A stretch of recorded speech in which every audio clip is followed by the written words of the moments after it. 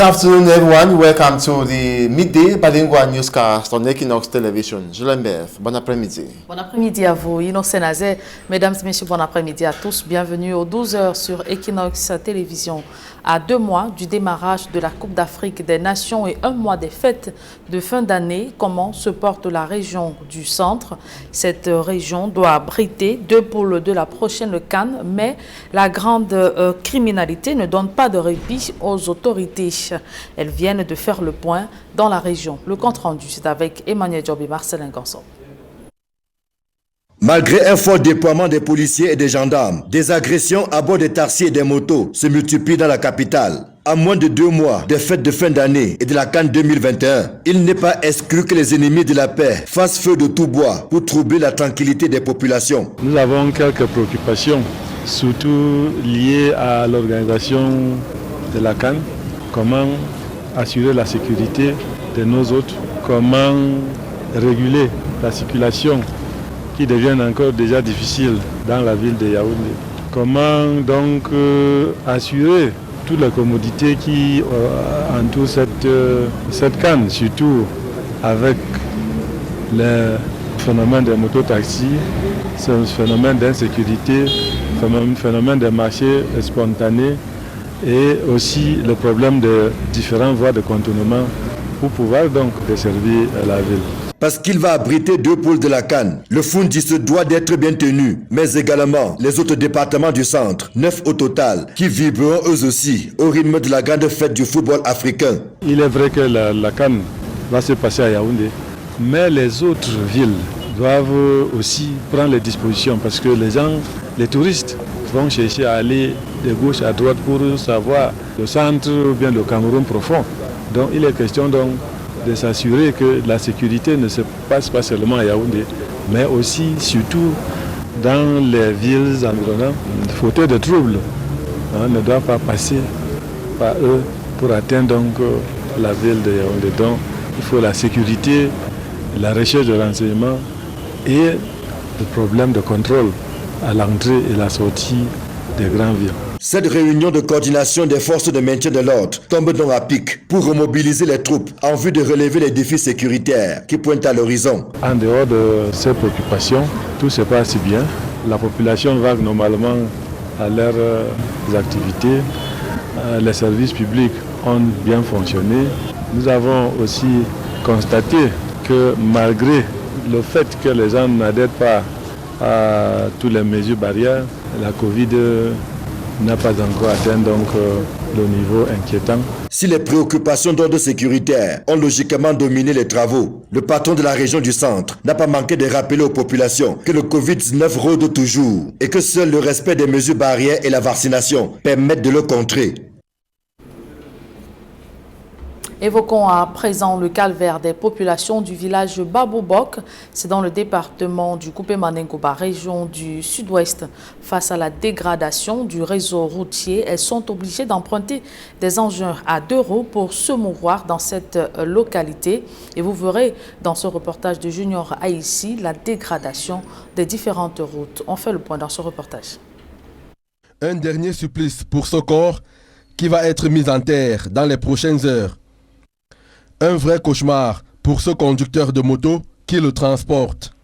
Pratiquer la route qui relie la ville de Bangem au village Babobok relève d'un véritable parcours du combattant. Nous sommes dans le département du Coupé-Manengouba, région du sud-ouest. Voici la seule route qui relie les 2 localités. Impraticable pour les véhicules, ce sont essentiellement les motos qui transportent les usagers et autres colis. Le calvaire que vit cette délégation qui accompagne cette dépouille est symptomatique de la souffrance que vivent les populations de cette zone. S'aventurer en solitaire sur cette route s'apparenterait à un suicide. Un coup de main sera toujours nécessaire au cas où. Le conducteur de moto transportant ce cercueil en fait la mère expérience. La famille qui a déboursé la somme de 150 000 francs pour le transport du défunt doit encore prier pour que celui-ci arrive à destination. L'état de la route Bangem-Babobok a aussi un impact considérable sur le coût de la vie dans ce village. On apprend par exemple que les boissons alcoolisées coûtent 3 fois plus cher que les prix homologués. Les populations de Babobok et autres villages environnants lancent un appel aux autorités et aux élites pour qu'elles se penchent sur le cas de cette route. Une route dégradée quelques temps après sa mise en service, un pont qui s'affaisse peu après son inauguration. Les conséquences des marchés mal exécutés dans les travaux publics préoccupent les pouvoirs publics. Les administrations impliquées dans la chaîne de passation et d'exécution des travaux publics sont outillées sur les méthodes de lutte contre la corruption. Le compte rendu, Marcelin Gansop et Mania Diop. Bien qu'il ne figure pas dans le top 5 rendu public récemment par la CONAC, le secteur des bâtiments et travaux publics n'est pas épargné par la corruption rampante qui gangrène notre pays. C'est l'un des secteurs les plus prégnants. Bien évidemment, il y a d'autres secteurs, mais dans le secteur des TP, elle n'est pas aussi visible. Mais elle existe pourtant. Ce que certains appellent petite ou grande corruption. Si je devrais m'approprier ce terme, je rangerais les TP dans la grande corruption. Parce que parfois c'est dans les bureaux. Mais parfois aussi, c'est sur le terrain. Mais beaucoup plus dans le bureau, en amont. Et parce que ses conséquences sont désastreuses, tant sur la qualité de la commande publique que sur celle des ouvrages qui en émanent, la corruption doit être combattue avec la dernière énergie. Ce n'est malheureusement pas une chose aisée lorsqu'on sait combien les mauvaises habitudes ont la peau dure et les avantages que certains tirent de cette corruption. Vous savez, la corruption, c'est un phénomène vieux comme le monde. Nous, dans notre ministère, nous combattons régulièrement ce phénomène. Pour le moment, c'est bienvenu de rassembler tous les responsables, les grands responsables, tous les mettre au parfum de 2 initiatives, la prévention et l'éducation. Ceci pour leur permettre de juguler ce phénomène dans le secteur des travaux publics. La corruption en elle-même existe partout, mais il faut la réduire à sa simple expression. Dans cet amphithéâtre, transformé pour la circonstance en salle de classe, de hauts responsables du ministère des Travaux publics reçoivent des armes pouvant leur permettre de lutter efficacement contre cette hydre qu'est la corruption. Et ce cadre-là est tracé à la fois par des normes internationales et puis les normes nationales, comme le Code pénal du 12 juillet 2016 a internalisé un certain nombre de dispositions. Ça peut être d'autres lois, comme la loi sur le code de la transparence dans la gestion des services publics. Ça peut être une loi comme la loi portant régime financiers de l'État et des autres entités publiques, etc. Autant de dispositions qui se traduisent par des lois. Des études préalables jusqu'à la réalisation des projets, en passant par la passation des marchés, la corruption étend ses tentacules, portant un coup sérieux à la qualité des infrastructures réalisées. Nous, on est là pour contrôler, pour juguler, et déjà nous les mettons au fait de la législation. Je peux vous dire que beaucoup de gens entendent la corruption, ils connaissent qu'il y a beaucoup de textes, mais ils ne savent pas comment on les applique. Des experts venus du ministère des marchés publics, de l'Agence de régulation des marchés publics, du contrôle supérieur de l'État et de la CONAC ont été mis à contribution pour faire un diagnostic sans complaisance de la situation et proposer des remèdes à la hauteur des maux relevés. Émoi et consternation au quartier Mabanda, dans le 4e arrondissement de la ville de Douala. Une femme décède après avoir ingurgité une écorce offerte par un commerçant. Il faut rappeler que plusieurs dizaines de personnes ayant consommé cette même écorce sont victimes de vomissements. La gendarmerie a ouvert une enquête après avoir arrêté le mis en cause. Le récit des faits, c'est avec Romano Soutier, Junior ici. Sortie de chez elle ce samedi matin pour rejoindre son activité commerciale, Sidonie Magné Pilaggio n'y retournera plus, tout comme sa boutique qu'elle n'ouvrira plus. Elle trouve la mort pour avoir goûté une écorce, un goûter qui va lui être fatal. Moi j'étais un de à Tcham, à Bafou, un funérail. On s'est appelé, elle m'a appelé à 9h, je dois rentrer à quelle heure? Il dit non, je prends la route à 13h. Puisqu'on devait aller à un mariage à Bepanda.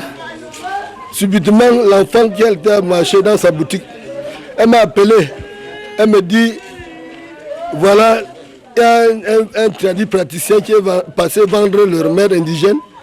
Elle a payé, croqué, commencé à vomir. Elle a trop vomi. Elle a vomi, après elle a lâché. On m'a dit qu'on l'a amené à l'hôpital, la Quintini, tout ça. Ça n'a rien donné. À la cérémonie de mariage à laquelle le couple était attendu, la quinquagénaire, mère de 6 enfants, sera absente. Ma épouse était au marché. Elle était habillée pour aller à la mairie à midi. Le remède, les indigènes sont passés au marché avec les remèdes. Elle a payé ça pour lécher, comme tout le monde. Elle a bien léché. Les autres ont léché, vomi. Pour elle, elle a vomi. C'était que la mort. L'âme du crime est une Écosse traditionnelle. Son vendeur, un tradit praticien qui n'est pas un inconnu du marché, tout comme son produit. L'on apprend des clients qu'avant de proposer son produit, le mis en cause les prépare à ses effets secondaires. Hier, le monsieur est passé proposer ce remède. C'est la volonté qui prévaut. Il ne forçait personne. Mais il disait que la personne qui est compliquée ne doit pas consommer ce remède. Il a partagé, moi j'ai pris. Ça a beaucoup menacé. J'ai vomi. Ça n'allait pas. On a appelé mon mari, il est venu me porter. Arrivé à la maison, alors j'ai fait l'essai, faisais la diarrhée et je vomissais. Mais depuis hier, ça va quand même un peu. Toutefois, ces victimes se comptent par centaines dans ce marché de Douala 4e. J'ai pris, le monsieur est passé le matin, il me dit goûtez. Le même monsieur, j'ai aussi pris l'écorce, j'ai aussi goûté. À ma grande surprise, j'ai commencé à vomir comme si de rien. J'ai tellement vomi. Heureusement, j'étais assise devant une clinique. Je suis entrée dans la clinique. Là, ma tension est montée à 20. C'est en cherchant celui-là qu'on constate qu'au moins 50 personnes à 60 personnes ont consommé le même produit. Ils étaient toujours en train de vomir. On a fait l'intervention pour tous ceux qui vomissaient hier jusqu'à 20 heures. Pour l'instant, le mis en cause est entre les mains des forces de maintien de l'ordre. C'est avec ce reportage de Junior ici et Thierry Romanos que nous mettons un terme à la première partie de ce journal. La seconde est en langue anglaise avec vous. Innocent Naze, good day once again. Thank you, Julien. Good day once again, and to our viewers, good day once again as well.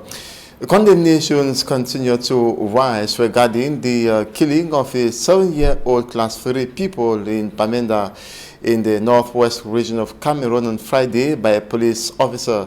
Local authorities and human rights defenders condemned this act and also calling on the defense and security forces to be professional in executing their duties. They as well condemned the school boycott operation put in place by separatists, noting that it is a collective punishment to those who quest for knowledge or education. Details with Mo Stella. The sad incident of last Friday in Bamenda is still fresh in the minds of many. I don't think it's up to 3 weeks that Boya lived a very challenging situation in that regard, and that actually zoomed across the Northwest region. And here we are living the next same scenario, an indication that is like a plan that is intended to mature for a period of time. I would not understand exactly how security forces, government security forces, will make such horrible mistakes if they should consider them mistakes. But whatever the situation is, they're gross violations. Life is not compared to anything.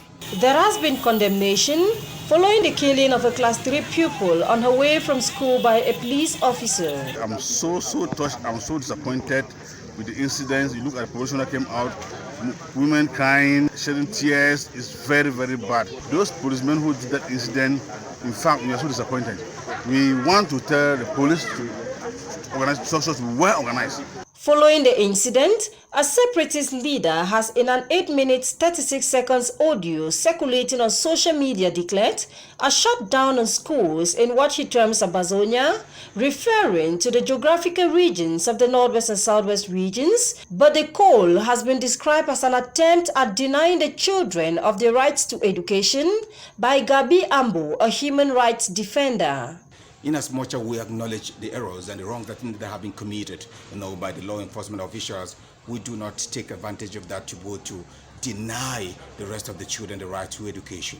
We have to correct the wrongs. We need to right out the wrongs and being able to allow other children to have better access to education. Peter Cheney, Mayor of Bamenda 2, has therefore encouraged parents to be courageous, as no community can develop when the minds are lacking. Parents should be very courageous and stand firm with education. We will not stay behind because of education. That is the last hope for the Northern region. There's no parent who is comfortable that the children go to school.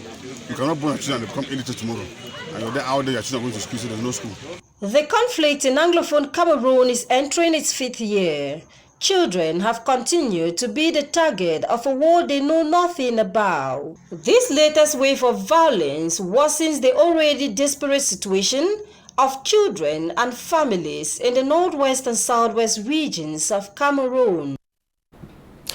November 14 marks the 64th anniversary of the Presbyterian Church in Cameroon. The anniversary was celebrated nationwide yesterday by Christians under the theme, "Wake up and shine, arise, shine, for your light has come, and the glory of the Lord rises upon you."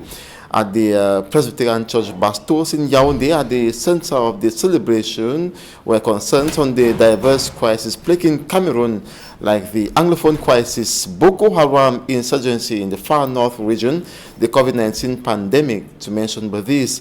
The religious noted that it is time to pray to God, who is the only one to free Cameroonians from these troubles. Also that all Cameroonians should rise up as one person to pray against all the crises for the threatened peace, unity, and stability to fully reign once again. It was in 2017 that the Women Empowerment Center in the Northwest region was set ablaze allegedly by separatist fighters. The center has now been reconstructed for activities to run normally. Mo Stella visited the burnt area and she copied this report. In the last 4 years, the Women's Empowerment Center in Bamenda has been operating from this room. It is not only limited in space, but the very few trainees here lack training materials and machines. This pen in use is the only that is available at the moment. Trainees at the center can only take turns during the practical sessions. At times, the way we want to walk, we mention the short, so one day the spoil. It will make you walk the slow, you know, to go faster. Some the machine they stand for the long course. Whether it's all man the at the same time. As you see me, so I suppose to the mark, but I know the mark because pen then short. The Women Empowerment Center was burned down on May 19, 2017 by suspected separatist fighters in an attempt to enforce calls for the boycott of activities that concerned the state of Cameroon. Franklin Tendomu, the center's director, says the incident at that time led to the loss of over 100 million francs CFA. Equipment-wise, this center had equipment for more than 100 million. I want to tell you there was an orange digital center that was being installed here, and not up to a year, that's the center went ablaze and everything we lost, plus what the government even kept here for the training of women, for all the center, for all the departments. Unfortunately, you can imagine what we had as material in all these departments that was set ablaze. So it was a great loss to the Bamenda 2 Women's Empowerment Center. This is the new building reconstructed by the Bamenda 2 Council. The keys were handed to the center's authorities, and Mayor Peter Cheney used the occasion to urge the population to make maximum use of the services the center offers. This center has a vital role to play in this region. You know, we will cover about unemployment of youth. Now with this center, you see that the Department of ICT, where they train on computer, there's the Department of catering services, hotel management and the rest, tailoring. So you see they train and they go out and they assist the community. So what on the this center has a major role to play in the community. That is why the fact that it was planned 2017, we said no, we must put it up and assist our population. The new center was reconstructed and equipped with sewing machines, filled gas cylinders and cookers, computers, a video projector to name but these, to the tune of 18,100,000 francs CFA within the 2021 budget of the Bamenda 2 Council. The president of the National Communication Council, Joseph Chobokeng Kalabopsi, says 6 complaints were addressed to the council during the course of the year 2021. He was speaking during the 32nd ordinary session of the council, reiterating that some sanctions were imposed on those who did not respect laws governing communication and media ethics. Charles Ekome has more. Following the resolution of the 32nd Ordinary Session of the National Communication Council, the President of the Council, Joe Chebunken Kalabuse, says the autonomous regulatory body of the mass communication sector held its session to the provisions of Decree number 2012/048 of the 23rd of January 2012 reorganizing the Council. The agenda of this meeting was centered on various subjects, including the examination and adoption of a 2020 annual report, the activities of the Council, the state of mass communication in Cameroon, but most importantly, the examination of 6 complaints which led to the following resolutions and sanctions by the President of the Council.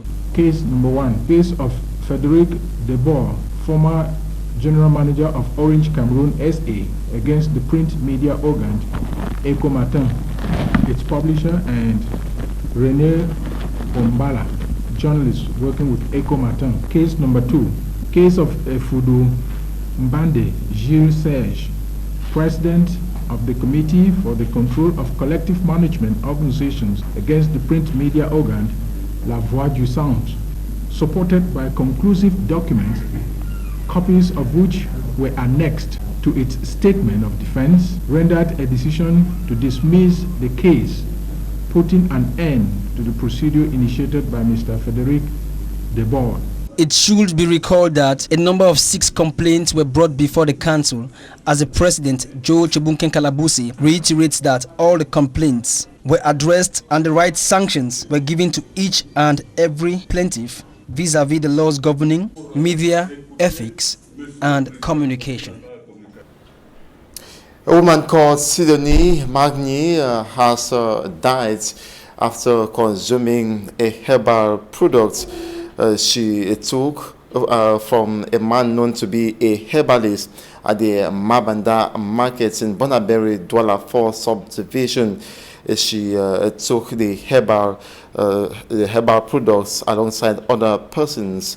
Sources told Equinox Television's Cheromanus that, going by the herbalist revelations, the substance cleanses the stomach and cures several stomach complications and even spiritual ones. The herbalist had cautioned those with stomach issues they will manifest by vomiting for days. According to them still, he never forced anyone to consume the herbal products. Unfortunately for the woman, her case was chronic, so much so that she gave up the ghost at the doorsteps of the Lakentini Hospital.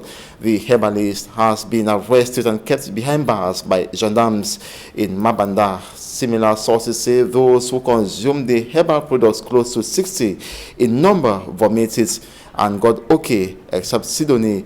The herbalist is well known in the market, as he has been coming there several times for the same purpose, with nothing of such magnitude ever occurring. Whistleblowers alert the herbalist is not legally recognized. And that ends this midday bilingual newscast on Equinox Television. Thanks so much for watching. Do have a splendid day. Tomorrow is another day, God willing. Julien Bev, bonne journée et à demain. Merci, excellente journée. Merci. À vous, Innocent Nazé. Mesdames et messieurs, merci d'avoir suivi cette édition bilingue du journal. Retrouvez dans quelques secondes Florence Tiengue pour votre quotidien santé.